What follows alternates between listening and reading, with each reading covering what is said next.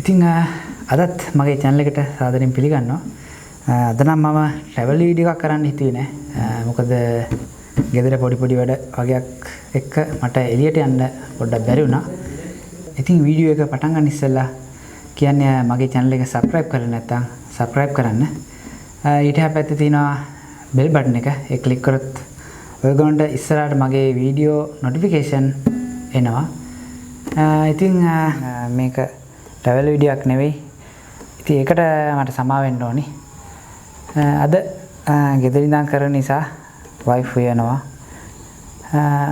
ඒ උයන පිහන එකේ ලස්සන වීඩියෝ එකක් කරන්න තමයි අද මට හිතුනේ.